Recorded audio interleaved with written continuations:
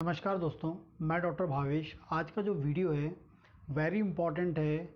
Hair very common disease है आज के ज़माने की। हेयर, बालों का झड़ना।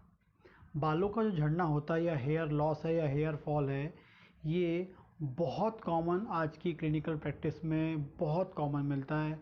मतलब आप समझ लीजिए हर किसी व्यक्ति को ह्यूमन में बहुत कॉमनली हमको मिल रहा है हेयर फॉल। लेकिन जो हेयर फॉल है उसके बेसिक दो कारण होते हैं। एक तो होता है बहुत कॉमन न्यूट्रिशनल डेफिशिएंसी, न्यूट्रिएंट की कमी, क्योंकि न्यूट्रिएंट वेरी इंपॉर्टेंट होते हैं हेयर की ग्रोथ के लिए। ठीक, लेकिन आज का जो हम हेयर फॉल देखने वाले हैं, लड़कों की बात करें हम लोग, खासकर लड़कियों में भी मिलता है लेकिन लड़कों में हम लोग बात करें बहुत कॉमनली मिलता है इंक्रीज DHT। ठीक है, DHT इंक्रीज, DHT डाईहाइड्रोटेस्टोस्टेरोन। जब बॉडी के अंदर हार्मोन्स, एक हार्मोन होता है, इसका नाम होता है डाईहाइड्रोटेस्टोस्टेरोन, DHT हम जिसे बोलते हैं। तो जब इस हार्मोन का लेवल बॉडी में बढ़ जाता है, हार्मोन का लेवल बॉडी में बढ़ जाता है तो वो हेयर फॉल करता है। और जब इस हार्मोन का लेवल बढ़ने के कारण जो हेयर फॉल होता है, हम उसे एंड्रोजेनिक एलोपेशिया भी बोलते हैं।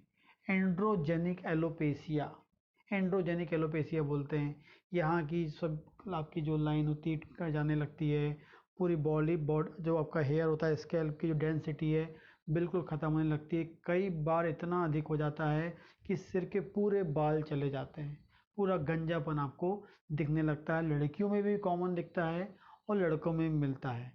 तो आज हम लोग वो देखेंगे कि जो DTH होता है, सॉरी DHT जो होता है, डाईहाइड्रो टेस्टोस्टेरोन, जब बॉडी में बढ़ेगा तो वो कैसे बढ़ता है और कैसे हमारे हेयर फॉल को या कैसे हमारे हेयर को तोड़ने में, ग्रो करने से रोकने में रिस्पॉन्सिबल होता है। ठीक, तो एंड्रोजेनिक एलोपेशिया या डाईहाइड्रोटेस्टोस्टेरोन का लेवल जब बढ़ता है तो वो मेल में जो है बहुत 50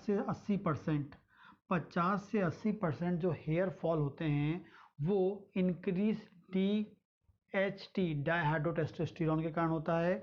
और फीमेल में बात करें तो 25 से 50% लगभग हमको मिलता है।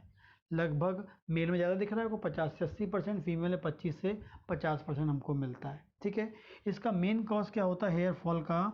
जब बॉडी में क्या बनने लगे, ज़्यादा मात्रा में DHT बनने लगे। ये कैसे बनता है आपको बता दूं कि जो डाईहाइड्रोटेस्टोस्टेरोन है, सबसे ज़्यादा एक्टिव फॉर्म होता है टेस्टोस्टेरोन का।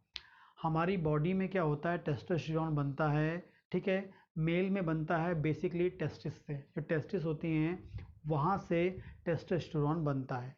और जब टेस्टोस्टेरोन बनता है, निकल के आता है, और निकल के आने के बाद जब हमारे बाहर के, मतलब टेस्टिस से निकल के बाहर आएगा, ब्लड में आएगा, ब्लड से आके जहाँ टारगेट ऑर्गन होते हैं वहाँ जाके वो काम करता है। ठीक है, और वहाँ जाके काम करता है तो लेकिन वो काम करने से पहले एक और मोस्ट एक्टिव फॉर्म में कन्वर्ट हो जाता है, जिसे हम बोलते हैं डाईहाइड्रोटेस्टोस्टेरोन बोलते हैं।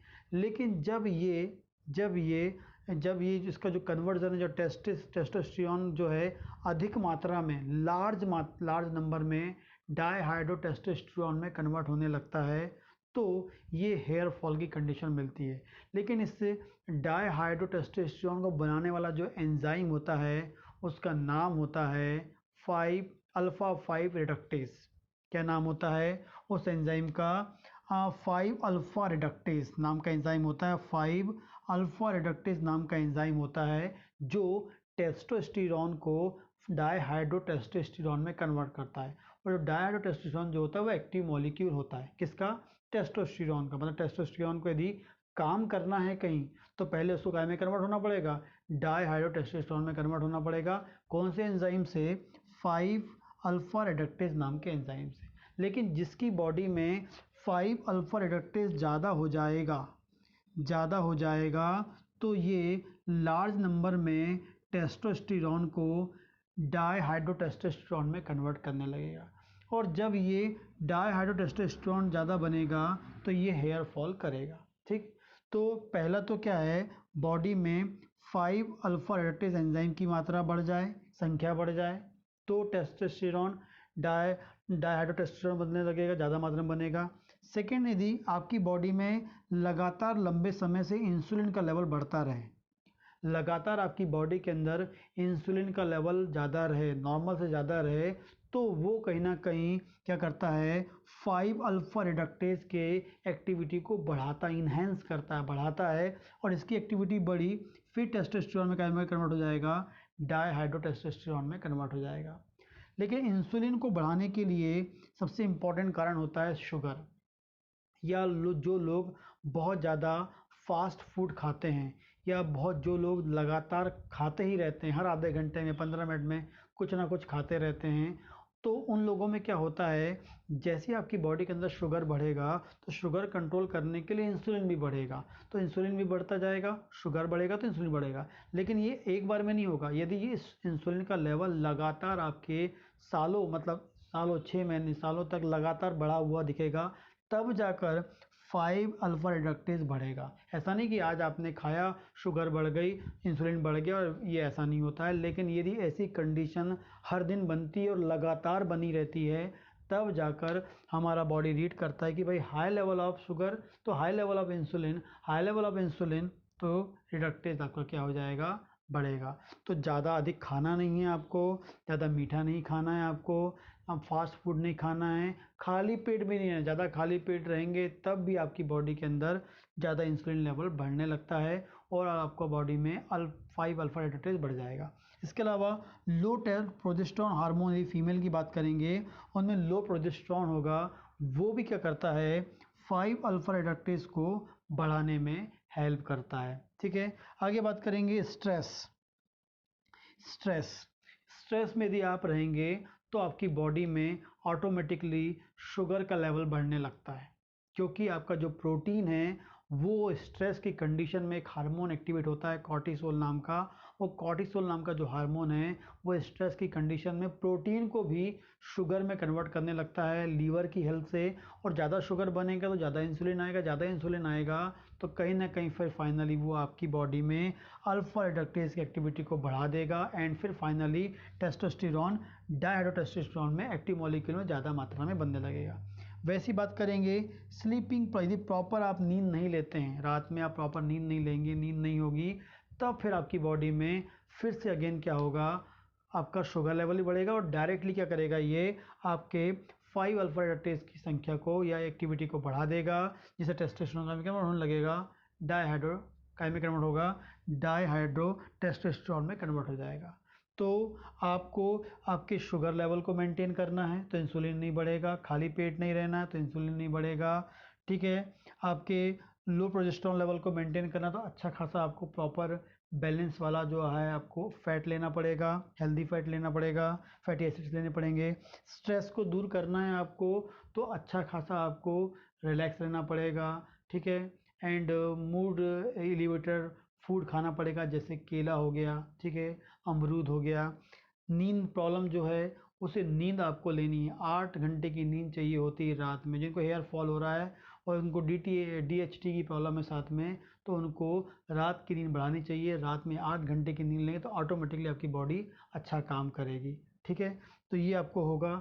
और साथ में यदि बॉडी में क्या हो जाए, विटामिन डी की कमी हो जाए, तब भी आपको ये जो है स्ट्राइक की जो है अल्फा 5 अल्फा रिडक्टेज की जो एक्टिविटी बढ़ की ज़्यादा मिलेगी। ठीक है, तो ये इंपॉर्टेंट कॉज होते हैं जिस कारण से, लेकिन मेन कॉज तो एक ही है, 5 अल्फा रिडक्टेज एंजाइम जिसको बढ़ाने के लिए हो रहा है। ठीक है, जब ये 5 अल्फा रिडक्टेज एंजाइम बढ़ाता है और ने ज़्यादा मात्रा में DHT बना दी, डायहाइड्रो टेस्टोस्टेरोन बना दिया, तो ये ज़्यादा बनने के बाद करता कैसे, हेयर को लॉस कैसे करवाता है। क्या होता है, जैसे इसकी मात्रा बढ़ती है तो ये ब्लड से होता हुआ कहाँ पहुँचेगा, आपके हेयर फॉलिकल्स में पहुँचेगा, और हेयर फॉलिकल्स में ब्लड में भी इसका लेवल बढ़ जाएगा तो ब्लड से होता हुआ कहाँ पहुँचेगा, हेयर फॉलिकल्स में। जैसे ही हेयर फॉलिकल में पहुँचता है तो हेयर फॉलिकल्स में इसके रिसेप्टर्स इसके लिए होते हैं, DHT के लिए रिसेप्टर्स किसके पास होते हैं, हेयर फॉलिकल्स के पास होते हैं। तो क्या करेगा, हेयर फॉलिकल्स के अराउंड, एग्जैक्टली बोलेंगे, हेयर फॉलिकल्स के अराउंड की जो डर्मिस लेयर होती है उसको वो थिक करने लगता है। क्योंकि वहाँ रिसेप्टर होंगे तो ऑटोमेटिकली ज़्यादा मात्रा में पहुँचेगा तो ज़्यादा एक्ट करेगा, और ज़्यादा एक्ट करेगा तो वहाँ की जो सेल हैं वो ज़्यादा ग्रो करेंगी। तो ये आपकी जो हेयर है उसकी चारों तरफ की क्या होगी, जो डर्मिस होगी ज़्यादा ग्रो करने लगेगी। ठीक, साथ में क्या होगा, वहाँ पर इतनी अधिक ग्रो होगी कि वहाँ पर आपको फाइब्रोसिस टाइप की लेयर, फाइब्रोसिस टाइप की प्रोसेस मिलने लगेगी। मतलब आपकी वहाँ की जो डर्मिस लेयर होगी वो बहुत ज़्यादा ग्रो करेगी, और कई बार इतना अधिक DHT बढ़ जाता है कि वहाँ पर कैल्सिफिकेशन लाइक कंडीशन भी। तो आपके जो हेयर फॉलिकल्स होते हैं उसके चारों तरफ क्या होगा, कैल्सिफिकेशन होने लगेगा। ठीक है, वहाँ की आपकी नई जो वहाँ की सेल हैं, डर्मिस लेयर वो भी ज़्यादा ग्रो कर गई, उससे थिक लेयर बन गई, साथ में वहाँ कैल्सिफिकेशन भी हो जाएगा।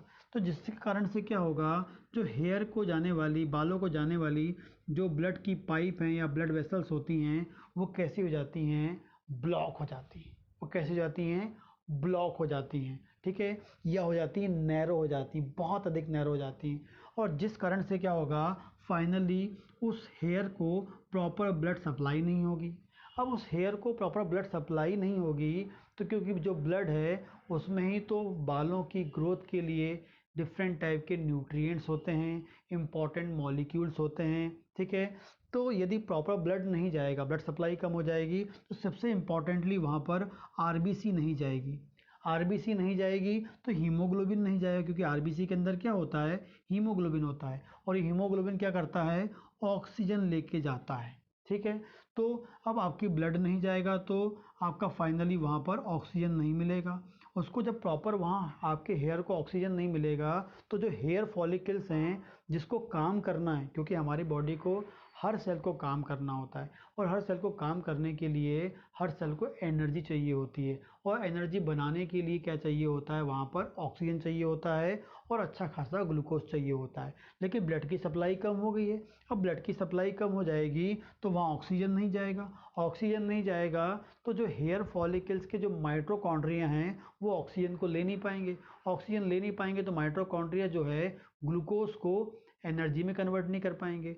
ऑक्सीजन भी कम आ रही है और ग्लूकोज भी कम, ब्लड सप्लाई है कम है तो ग्लूकोज भी कम आएगा। ग्लूकोज भी कम आया, ऑक्सीजन भी कम आया, हेयर फॉलिकल को प्रॉपर एनर्जी नहीं बना पाएगा। प्रॉपर एनर्जी नहीं करेगा तो जो हेयर फॉलिकल का जो फंक्शन होता है वो नहीं हो पाएगा, और जिससे आपके जो हेयर है वो डेड हो जाएंगे, और हेयर जो है टूट टूट के आपके गिरने लगेंगे। ठीक है, और यही कंडीशन बना रहेगी तो नए हेयर भी नहीं आएंगे। क्यों नहीं आएंगे, क्योंकि जो आपका हेयर फॉलिकल है उसको तो न्यूट्रिएंट मिल ही नहीं रहा है, उसको तो ऑक्सीजन नहीं मिल रही। यदि बाल झड़ गया है फिर नए बाल बन सकते हैं, वहाँ पर नए बाल आपके आ सकते हैं, लेकिन वो तभी तो आएंगे ना जब उस हेयर फॉलिकल को क्या करना पड़ेगा, काम करना है, तो एनर्जी चाहिए। एनर्जी नहीं मिलेगी तो वो कैसे आपके नए बाल पैदा करेगा। इसलिए जब आपका इनकी डायहाइड्रोटेस्टोस्टेरोन बढ़ता है तो फाइनली आपके हेयर फॉलिकल की ब्लड सप्लाई कम हो जाती है, ऑक्सीजन नहीं मिलती, ग्लूकोज नहीं मिलती। अब साथ में आपको न्यूट्रिएंट भी नहीं मिलते हैं, जो उसके लिए न्यूट्रिएंट्स होते हैं, विटामिन डी होता है, सेलेनियम होता है, आयरन होता है, कैल्शियम होता है ना, बायोटीन होता है। ये सब इंपॉर्टेंट न्यूट्रिएंट्स होते हैं जो उसको चाहिए होते हैं, प्रोटीन होता है, वो सब के सब वहाँ जा नहीं पाएंगे, और नया आपकी बाल नहीं बन पाएंगे। जो बाल झड़ चुके हैं वो नए नहीं बन पाएंगे, या जो बाल आ गया है वो बहुत दिन तक टिक नहीं पाएगा, वो टूट के गिर जाएगा। ठीक, तो ये करता है आपका DHT। मतलब DHT डायरेक्टली आपके बालों को नहीं तोड़ रहा है, वो क्या करता है, आजू बाजू ऐसी कंडीशन प्रोड्यूस करता है कि आपके बाल टूट जाएं। ठीक है, एक प्रकार से एक पौधा आपने लगाया हुआ है, यदि आप पौधे को पानी नहीं देंगे, मतलब ब्लड नहीं देंगे, वैसे बात करेंगे हेयर की, पानी नहीं देंगे तो पौधा सूख जाएगा। वैसे ही हमारे बालों को प्रॉपरली ब्लड चाहिए होता है ताकि प्रॉपर न्यूट्रिएंट उसको मिलते रहे, लेकिन वो क्या होता है, ब्लड को जाने से रोकता है। क्यों रोकता है, क्योंकि पाइप को क्या कर देता है, वो ब्लॉक कर देता है, या पाइप को बहुत अधिक नैरो कर देता है।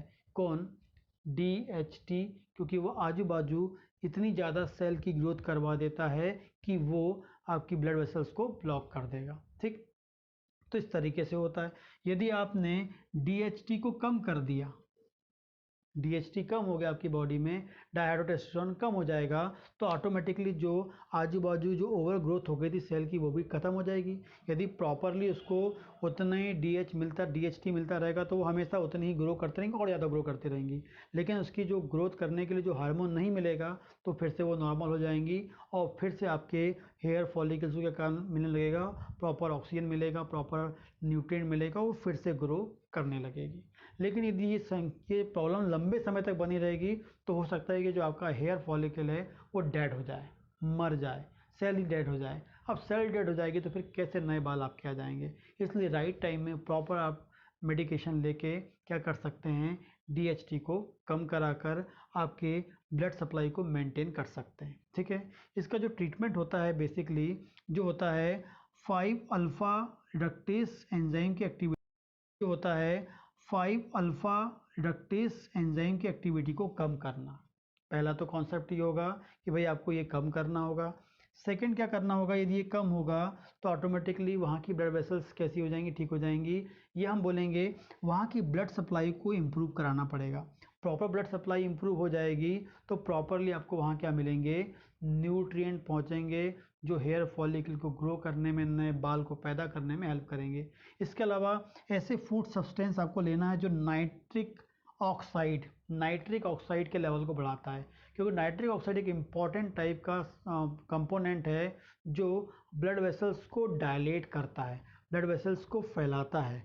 यदि यहाँ की ब्लड वेसल्स कैसी हो जाएंगी, थोड़ी डायलेट हो जाएंगी, जो सिकुड़ गई थी, तो ऑटोमेटिकली क्या होगा, वहाँ से ब्लड जाने लगेगा। ब्लड जाएगा तो न्यूट्रिएंट जाएंगे, ऑक्सीजन जाएगा, हीमोग्लोबिन जाएगा, कैल्शियम जाएगा, प्रोटीन जाएगा। तो आपको ऐसे फूड मटेरियल लेने हैं जो नाइट्रिक ऑक्साइड को बढ़ा दे। ठीक है, अच्छी मसाज कर लीजिए आपके स्कैल्प की, ताकि ब्लड सर्कुलेशन बढ़ जाए। और 5 अल्फा रिडक्टेस को इनहिबिट करने के लिए आपको प्रोटोकॉल यूज़ करना पड़ेगा। तो इस प्रकार से जो DHT है, डायहाइड्रोटेस्टोस्टेरोन, जो एक्टिव मॉलिक्यूल ऑफ टेस्टोस्टेरोन होता है, इस प्रकार से बहुत कॉमनली मेल में, पुरुषों में बाल को लॉस करने में, हेयर फॉल के लिए रिस्पॉन्सिबल होता है। ठीक है, सही टाइम में यदि आप नहीं लेंगे तो आपके हेयर फॉलिकल डेड हो जाएंगे और फिर उन्हें ठीक करना बहुत ही मुश्किल होता है। ठीक है, यदि आपको मेरा वीडियो पसंद आता है तो लाइक करें और कोई क्वेश्चन हो तो प्लीज़ मुझे कमेंट करें। नमस्कार।